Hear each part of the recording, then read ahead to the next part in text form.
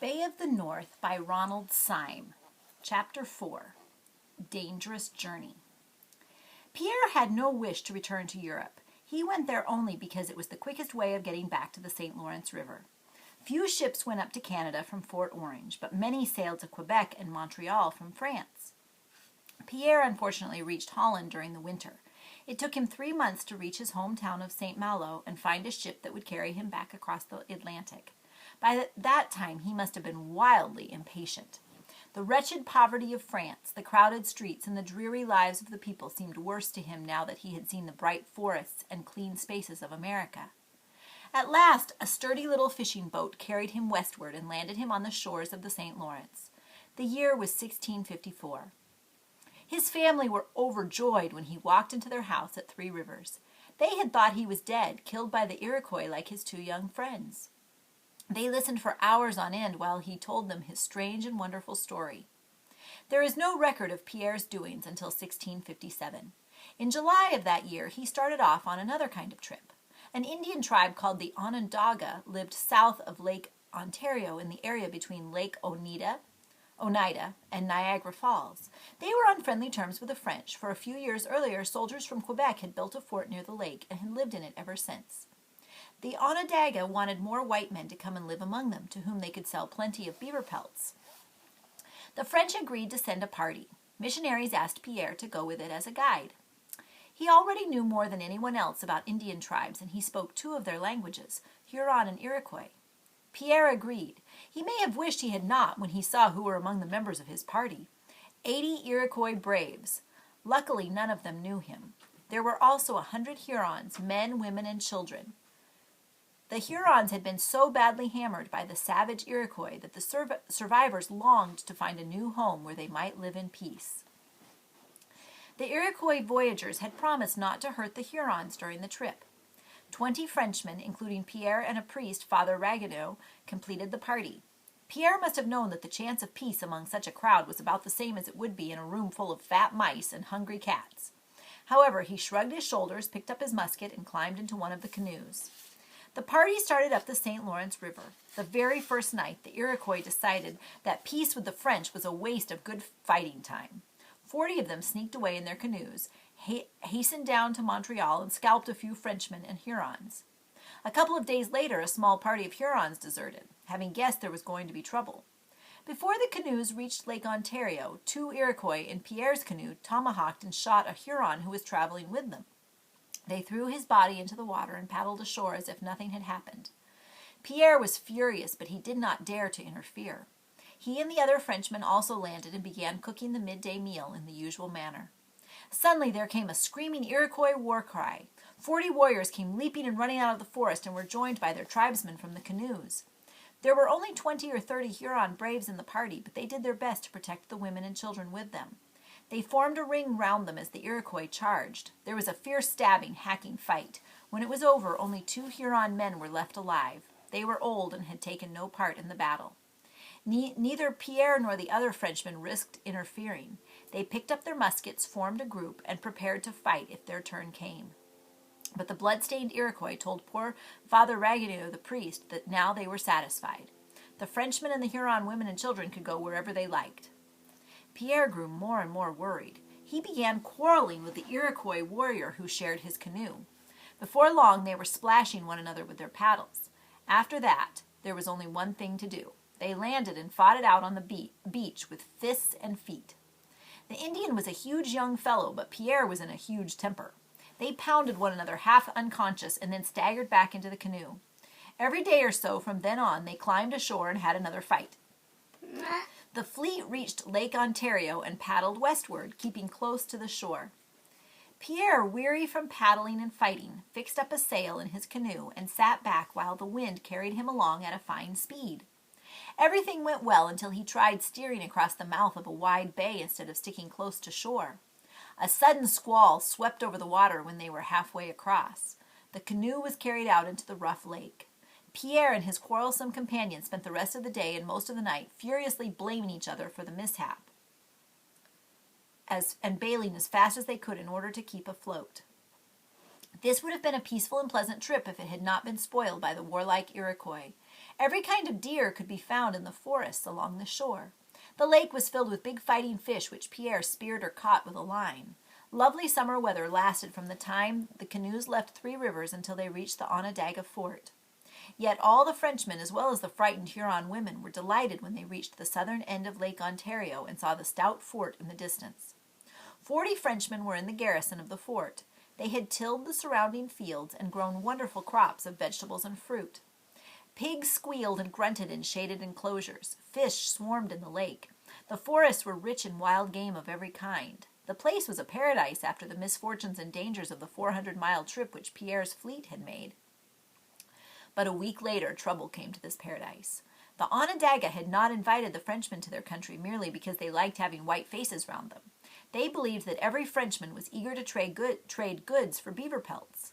The Indians thought that if they could exchange their skins right here at the fort, it would save them the long and dangerous canoe journey to Montreal or some other settlement. They became bad-tempered when they discovered that Father Ragueneau was more interested in saving souls than in buying beaver skins. By autumn, the Indians had begun to discuss an attack on the fort. They became even more pleased with the idea when 400 more Iroquois appeared. They were mostly from the Mohawk River. Their leader was Pierre's tough old foster father, the chieftain. There was no immediate trouble from the Iroquois. Pierre, surrounded by other well-armed Frenchmen living in a fort, was a very different person from the scared boy who had wandered alone through the forest. The Indians realized this. Besides, most of them were pleased to see him again, and the old chief was honestly delighted. The friendliness lasted for another month. By the end of that time, the Iroquois had done some thinking.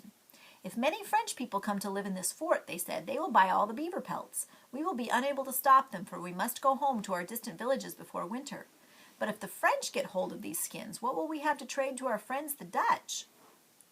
There was only one answer to that question. The French would have to be killed and their fort pulled down. Just one thing stopped the Iroquois from making the attack at once. 12 of their most important chiefs were in Quebec, guests of the governor. These chiefs would be promptly hung if Fort Onondaga was destroyed by men of their own tribe. The Iroquois considered further. They built their village of wigwams close to the fort to make sure the French did not escape. They went on pretending to be great friends with Pierre and his white companions. But Pierre soon found out what was happening. No Indian was ever able to fool him for long. "My father," he said to the chief one day, "your people wish to kill us, I think." The old man nodded. "They will kill you in the spring," he said calmly. "By then your French brothers will have sent away our chiefs who visit them in Quebec. We will no longer fear revenge when that happens." Now it became Pierre's turn to think. It was January. The Indians would certainly attack in less than 3 months' time. If the Frenchmen in the fort wanted to escape, they would have to do so as quickly as possible. There were not enough canoes for the 60 Frenchmen and the crowd of Huron women and children, but there was no other way of escape except down the river and across Lake Ontario. "We must build boats," Pierre said to Father Ragueneau. "Flat, wide boats in which we can load all our people and food for them. I will think of a way to launch them without the Iroquois knowing anything about it." A French carpenter began secretly building boats in a room inside the fort. One day an Indian who had listened to Father Ragueneau preaching caught the Frenchman at work. The brave fled in terror to the Iroquois tents outside.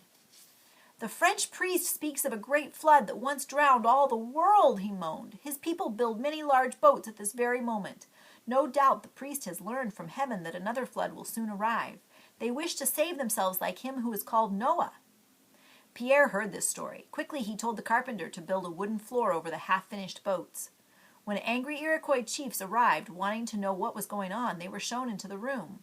A few canoes were being repaired there. There was a strangely high new floor, a lot of tools, and 1 or 2 half-sawed planks, but no boats, only the canoes.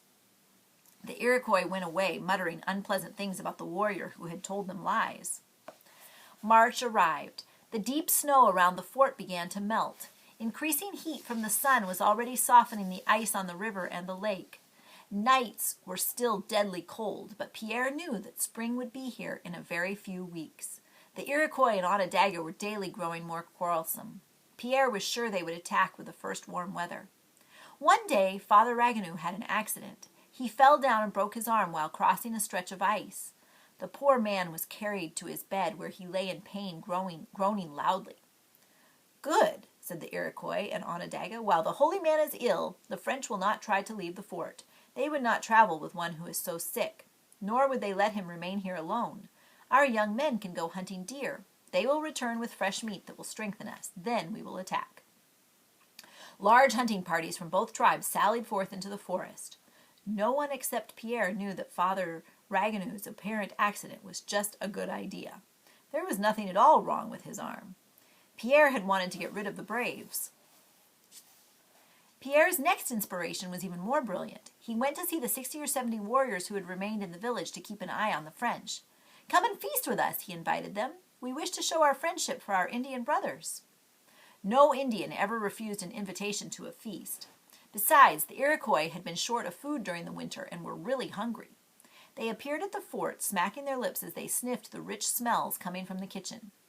Pierre seated them all on the open patch of ground inside the fort. Evening had come, but flaring pine torches threw a reddish light. Blazing bonfires kept away the cold. When the Iroquois and Onondaga had taken their places, 60 Frenchmen started bringing on the food.